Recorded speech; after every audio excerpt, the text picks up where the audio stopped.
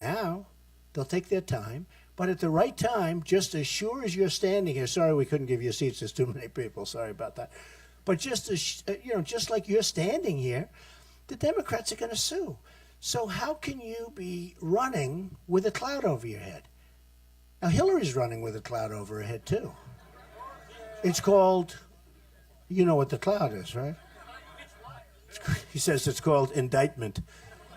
Well, no, I mean, what she's done is unbelievable that she's getting away with this. I think, personally, I think they're protecting her and they're going to continue to protect her. A lot of people say that's impossible because she broke the law so much worse than anybody else. I mean, there's never been anything like this. Look at General Petraeus, what that man has gone through. And now they want to take away his title. And I would say this, leave him alone, okay? Right? Leave Petraeus alone. We have other problems. We have ISIS. Focus on ISIS. Don't focus on Petraeus. No, they want to reduce him in rank. I think he suffered enough. But look at the way he suffered. And by the way, I mean that. Leave him alone. Don't reduce his rank. Just leave him alone. What that guy's gone through. He made a mistake. Leave him alone.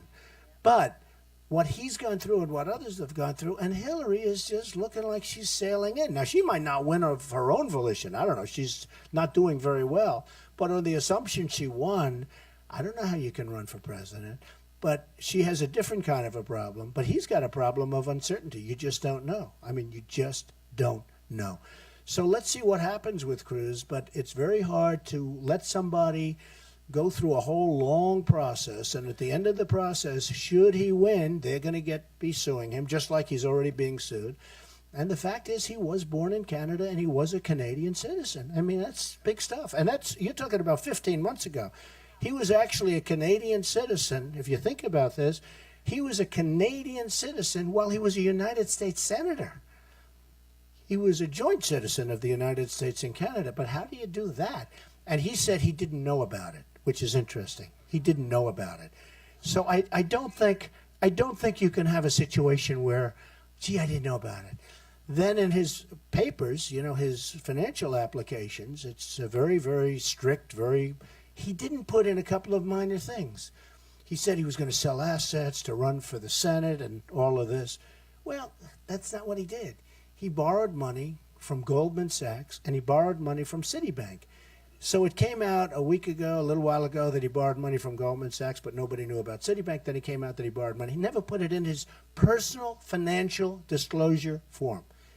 That's a big no-no. If I did that, can you imagine the headlines of me? I have billions and billions of dollars of stuff. I put in almost 100 pages. Every reporter back there, they've gone over every word. I mean, you haven't heard anything. I mean, I have professional people doing it. But you haven't, I guess I got the right professional people. Because believe me, if there was 2 cents worth of mistake, I'd have nothing but, newspaper headlines. But I put in almost 100, the largest personal financial statement ever written, ever done. Almost 100 pages. And it's fine. It's fine. It's gone over by everybody, and it's fine. Here's a guy with 2 bank loans that we know of. But the problem is he didn't do it purposely because what he wanted to do is say, I will protect you from Goldman Sachs. I will protect you from Citibank. And I will protect you for the banks because I'm Robin Hood and I'm this wonderful senator and I'm going to protect you for these banks. And then he's borrowing from the banks. And by the way, he's got personal guarantees and he got low interest loans. Got low interest loans, a low interest. And now he's going to go after Goldman Sachs. Doesn't work that way. Goldman Sachs owns him. Remember that, folks. They own him. And what he did was wrong because he didn't want you to know that he's dealing with banks, that he's borrowing money with banks, that he's personally guaranteeing loans with banks. Because if he puts them down, then he's just like all the other guys. Okay? It's wrong. It's wrong.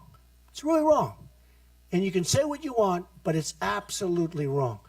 So he's got a double problem. He's got that problem because it was just revealed. And now everyone say, oh, I thought he was trying to protect us. Well, what's he going to do? Be rough on Goldman Sachs when he has a personal guarantee for like whatever the number was, $1 million? So I think you got to think about that. I think you got to think about that. Do you agree with it? A lot of people don't know that, but it just came out. I mean, it just came out. And he said, with the being a Canadian citizen, he said, oh, I didn't know that. How did he not know that? Then he said, with the loans, oh, I didn't know that. Smart guy. He doesn't know that? Yeah, that's worse than Hillary when you think about it. So anyway, so I think we got to get a little bit, fair in here, because he says things about me that are so wrong. I mean, he says things, takes ads and says things about me that are so wrong. I mean, we have to disclose the real facts. And these are facts. These aren't like, oh, gee, this didn't. This is like he didn't put down on his personal financial disclosure form. Very strong, that signature on the bottom. You sign that, you got problems if you make mistakes. He didn't put down 2 big banks loaning him money because he didn't want you to see that, okay? That's a problem, okay? That's a problem. And I think when you go to caucus, you should think about that problem, okay? You should think about it. And the other thing, of course, is you have a great governor in this state. Terry Branstad came out yesterday and he said, you can't have Cruz. You can't have Cruz. And I understand what he's saying. I understand exactly what he's saying. And I think it has to do with more than ethanol.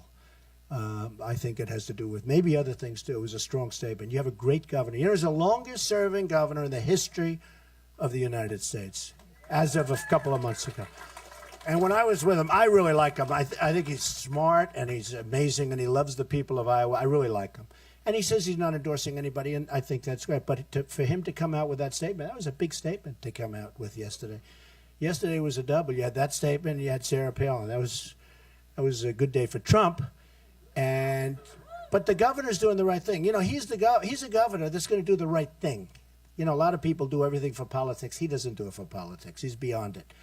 And he does what is the right thing. So he's an amazing guy, I can tell you that. So we've got to keep him elected for a long time to come, folks, right? We want to have him, let him double up his record. But it's an amazing record. Think of it. In the history of the United States, he's the longest serving governor. The history of the United States, that's a lot. So we are going to do tremendous things. We're going to work hard on trade. I'm going to get the smartest, the best, the greatest people in the world. We're going to work really, really hard on trade. We're going to work really, really hard on everything. And when we work hard, we get it done.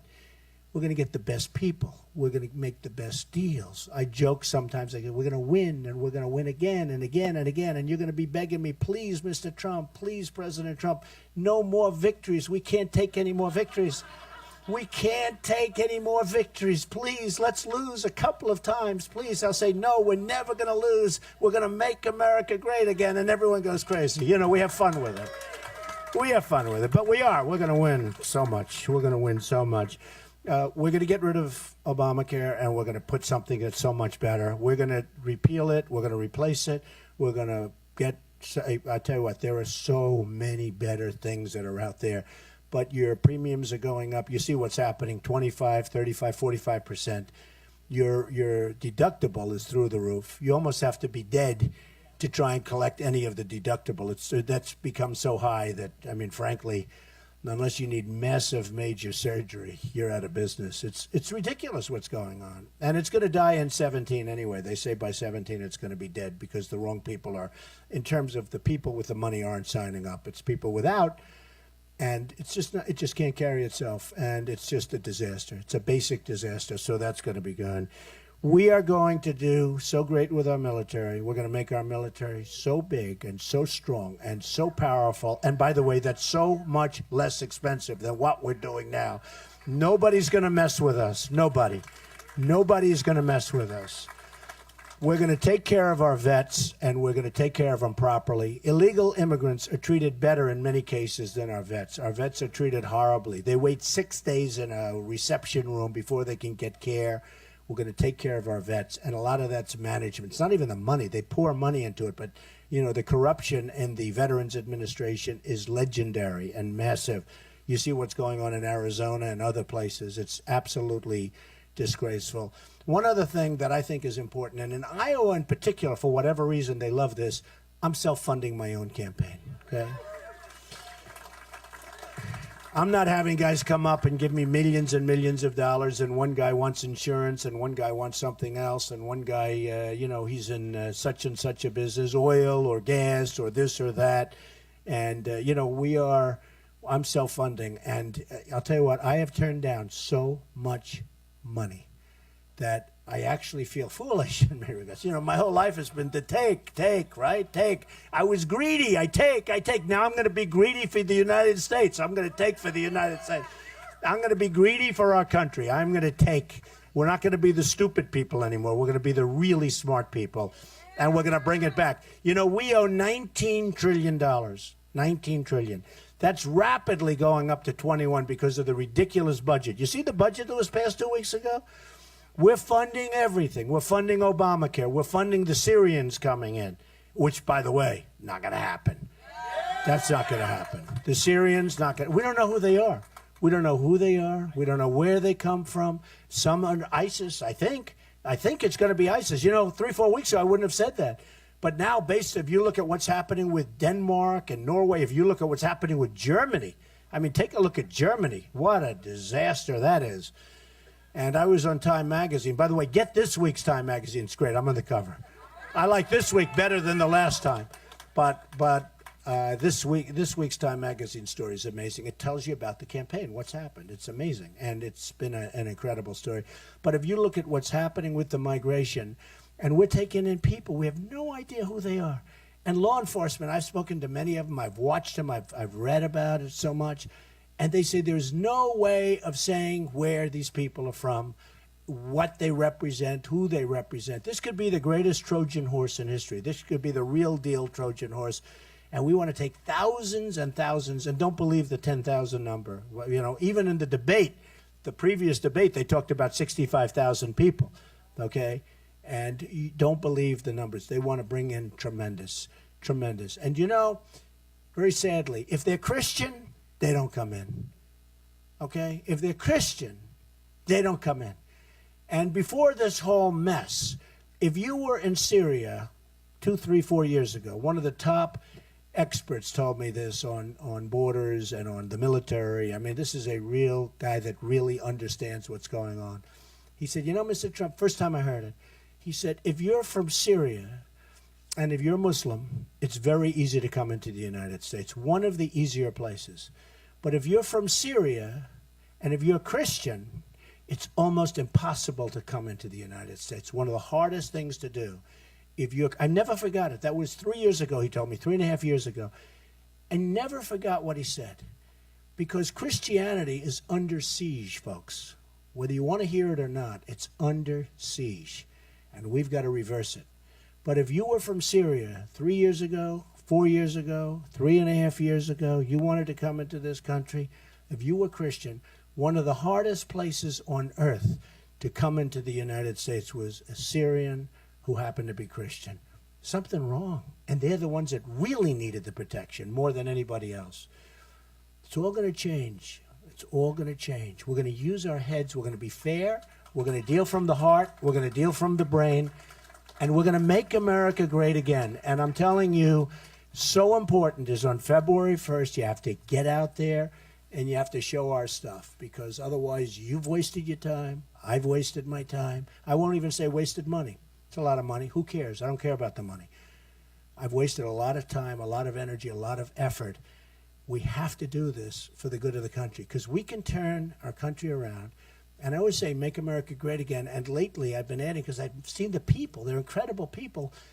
Make America great again. We can make it greater. And I really mean this. I think we can make it greater than ever before. It's true. But if we go 4 more years, with Obama and maybe worse, between either of them. I mean, how about this guy, the socialist, Bernie Sanders? I mean, this guy's a total whack job. But if we go with either one of them, but let's assume it's Hillary. I mean, you know, let's assume. If we go with either of these two people, I'm not sure you ever come back from it. It's going to be an abyss that I'm not sure that you can ever bring it back. But we can make America greater than ever before. Thank you very much, everybody. Thank you. Thank you very much. Thank you. Thank you. Thank you very much. Thank you.